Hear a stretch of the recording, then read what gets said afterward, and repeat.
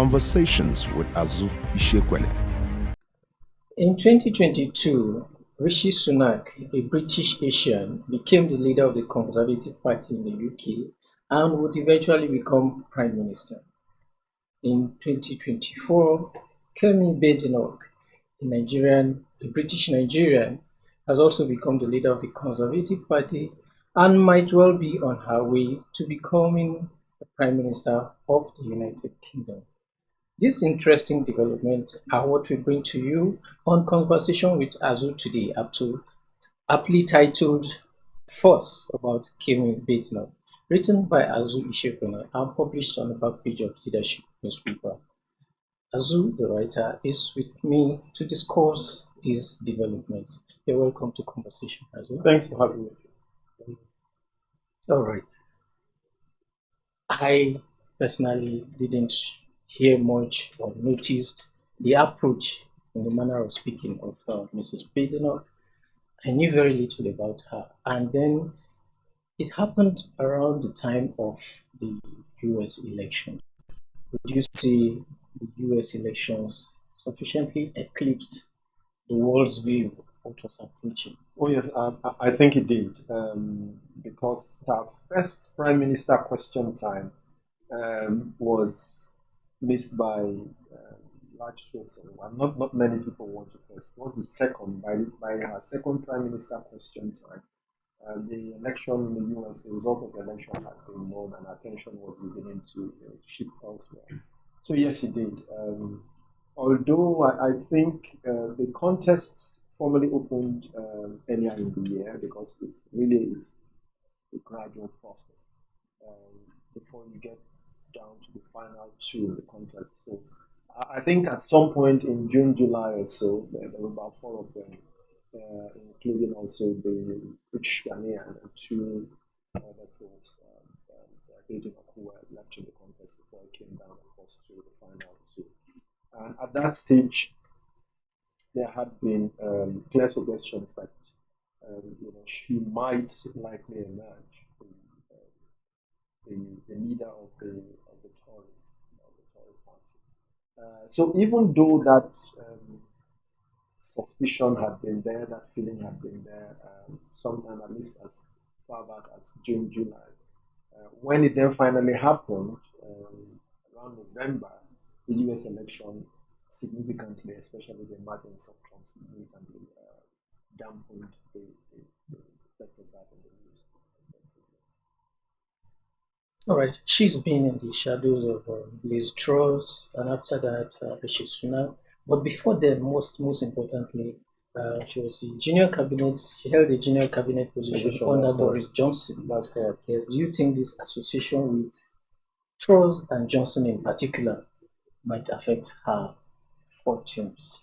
I don't know how that is going to play. I think that the influence of Boris Johnson in the Tory party is not as strong as it was. She was, of course, one of those who left before Boris Johnson's eventual collapse. She also had opted out along with a number of other cabinet ministers who said they could no longer continue the way things were going. So I don't know, but I think that as far as I can see, she has given an indication, although I mean her agenda is still work in progress, if I may say so. But she has given a significant indication or sufficient indication of how she might be heading. I remember watching her on making a speech on the question of immigration and how immigration numbers have gone down. And I think during the question after her presentation, she admitted that the Tory party had made some mistakes and that was the place to start.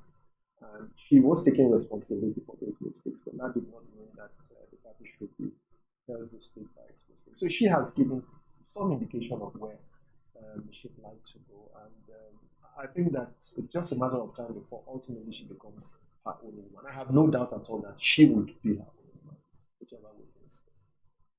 I've been watching some of her presentations and speeches in recent time, and she seems opposed to multiculturalism.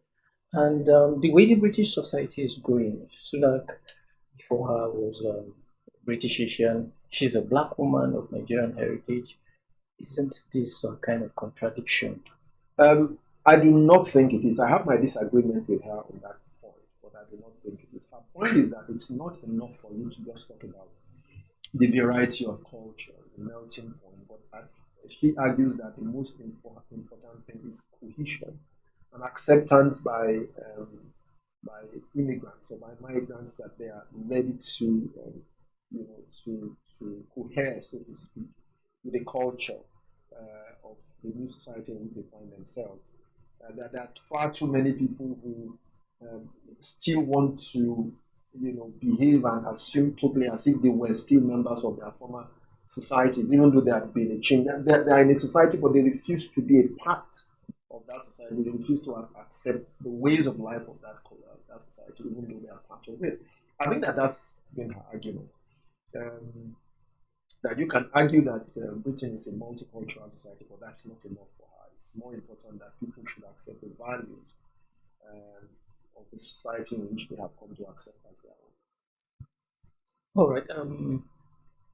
She's the British media have, and I know this should interest you very much.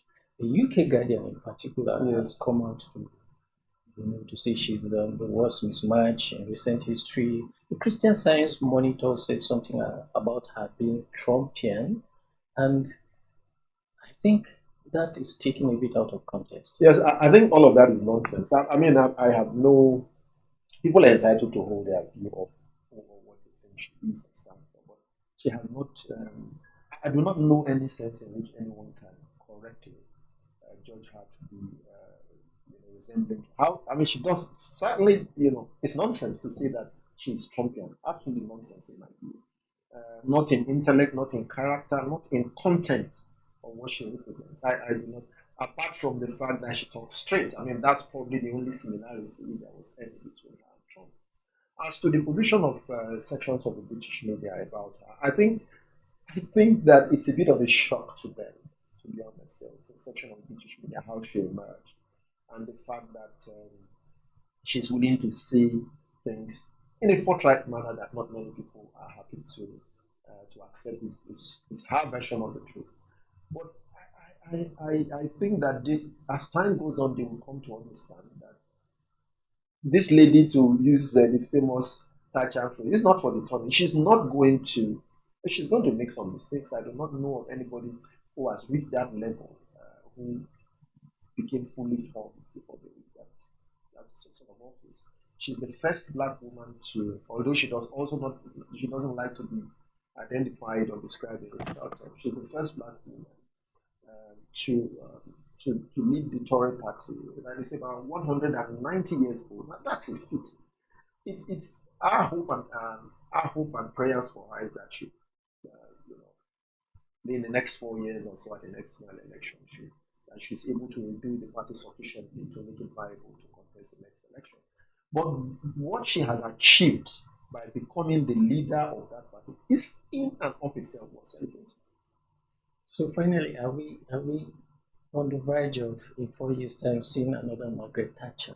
Well, we'll have to wait and see. I would not be surprised, because I think in terms of what the Tories have done, as she likes to say that the Tories have sort of moved, even though they have spoken right, they have governed left. She likes to say that, which actually means that the Tory party, which are the conservatives, have sort of moved away because they want to, the Tory party has lost its true identity over time, especially in the last 10 years or so, under Boris Johnson and Liz Truss. But what I think she has going for her is that she's quite determined to create an identity and a narrative of what she stands for that is clear. So she's not fuzzing. It's either you know what she stands for or you don't. And I think that really that is what a lot of people who are truly conservative in Britain have been looking for, because politicians for far too long have tried to play both sides of the game. But she's coming and saying straight that it's time to tell the truth about the way things are and present a clear agenda about how she intends to rebuild not just the party but also provide a more prosperous future for Britain. And we can only wish her the best. And she said emphatically that she's ready to lose for telling the truth. Yes, which is rare. Which is rare. Which is very rare. Yes. Now, for the deeper insights into what we just brushed through, read Conversations with Azu on the back page of Leadership newspaper, and it is syndicated across many channels, including Premium Times, the cable, and offshore in South Africa, Ghana, and in the United States.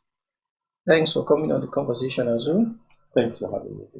And let me quickly add, for our book, Writing for Media and Monetizing It, and the follow-up copy, which is the blue, little but dynamite-sized. Yes, the workbook, the sequel to the sequel to it. Go to azu.media, and you can pre-order on Lulu and Seller for those very interesting publications. Thanks for coming on the conversation. Bye for now.